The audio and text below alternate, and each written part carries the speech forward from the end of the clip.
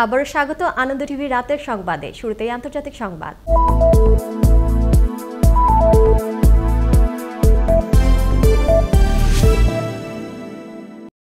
ইউরোপে ফের গ্যাস সরবরাহ বন্ধ করে দিয়েছে রাশিয়া। দেশটির রাষ্ট্রীয় জ্বালানি কোম্পানি গ্যাজপ্রম জানায়, গ্যাস পাইপলাইনে মেরামত কাজের কারণে সরবরাহ বন্ধ থাকবে। নর্ড স্ট্রিম 1 নামে পরিচিত রাশিয়া থেকে জার্মানিতে গ্যাস সরবরাহ প্রধান পাইপলাইনের ওপর দিয়ে বিধিনিষেধ আগামী 3 দিন থাকবে বলে জানায় আন্তর্জাতিক গণমাধ্যম।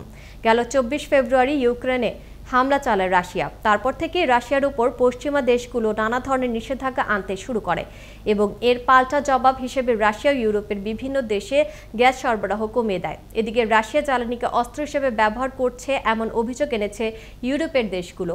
গেল বছর ইউরোপে 40% গ্যাস সরবরাহ করেছে রাশিয়া। এবার খেলার সংবাদ।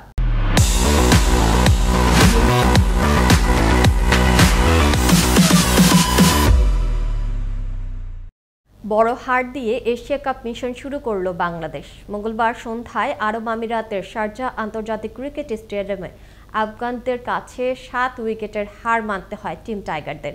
ম্যাচ সেরা নির্বাচিত হন আফগান খুনি জাদুকর মুজিবুর রহমান।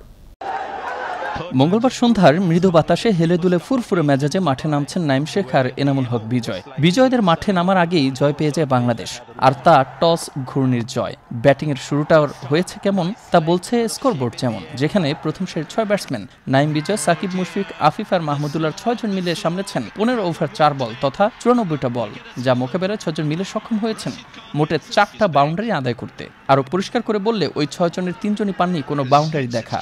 এর মধ্যে প্রথম 3 ব্যাটসম্যান নাইম, বিজয় আর সাকিব শিকার হয়েছেন আফগান বোলার মুজিবুর রহমানের, আর পরের 3 ব্যাটসম্যান মুশফিক, আফিফ আর মাহমুদুল্লাহ পরিণত হন রশিদ খানের শিকারে। টাইগারদের উল্টো শিকার হয়ে যাওয়ার এই ম্যাচে ছিল একটি মাত্র ছক্কার মার, আর তাও এসেছে 11 ওভার 4 বলের মাথায় মোহাম্মদ নবীর বলে। অন্যদের আসা যাওয়ার ভিড়ে খেলেছেন 48 রানের এক অবিশ্বাস্য ইনিংস মোসাদ্দেক। সবকটি ওভার খেলে টাইগাররা 7 উইকেট হারিয়ে স্কোরবোর্ডে আফগান দুর্গের বিপক্ষে দাঁড় করায় 127 রানের ক্ষমতা সম্পন্ন সাজোয়া জান। ব্যাটিংয়ে নামে আফগান বাহিনী। টাইগাররাও একের পর এক উত্তপ্ত বারুদ ঝরানো বোলিং করে দিচ্ছিল সমুচিত জবাব। হজরতুল্লাহ জাজাই, রহমানুল্লাহ গুরবাজ, ইব্রাহিম জাদরান এবং নাজিবুল্লাহ জাদরানরা মিলে 18 ওভার 3 বলেই টপকে যায় 127 রানের বাঁধা। এর মধ্যে 17 বলে 43 বলের বিস্ফোরক ইনিংস খেলেন নাজিবুল্লাহ। টাইগারদের পক্ষে একটি করে উইকেটে দেখা পান সাকিব, সাইফুদ্দিন ও মোসাদ্দেক। তবে ব্যাটিং যেমনই হোক, অধিনায়ক সাকিব জানান আরও 15 থেকে 20 রান হলে সম্ভাবনা থাকত বাংলাদেশের। প্রথম ম্যাচ যেমনই হোক, ভক্তদের প্রত্যাশা আগামী ম্যাচে শ্রীলঙ্কার বিপক্ষে যেন জয় বঞ্চিত না হয় টিম বাংলাদেশ। মুস্তফা কামাল তোহা, আনন্দ টিভি, স্পোর্টস ডেস্ক। আবারও দেশের খবর। টাঙ্গাইলের মির্জাপুরে মাদ্রাসা শিক্ষার্থী সিফাতকে খুনের ঘটনার 6 ঘণ্টা পর জড়িত 2 আসামি আবু তালেব সিদ্দিকী ও মেহতাব মিয়াকে গ্রেফতার করল পুলিশ। বুধবার দুপুরে তাদের জেলা আদালতে পাঠিয়ে জবানবন্দি গ্রহণ ও একজনের রিমান্ড আবেদন করা হয় বলে জানান থানার ভারপ্রাপ্ত কর্মকর্তা সালেহ মাসুদ করিম। এর আগে মাছ ধরাকে কেন্দ্র করে মারধর করা হয় নিহত সিফাতকে। এ ঘটনার পর স্থানীয়রা এক সালিশে অভিযুক্তদের 10,000 টাকা জরিমানা ও জুতা দিয়ে 20 বার আঘাত করে। এরপর মঙ্গলবার সন্ধ্যায় মির্জাপুর রেল ক্রসিং এলাকায় খাবারের জন্য এলে সিফাতকে ডেকে নিয়ে পরিকল্পিতভাবে খুন করে অভিযুক্তরা।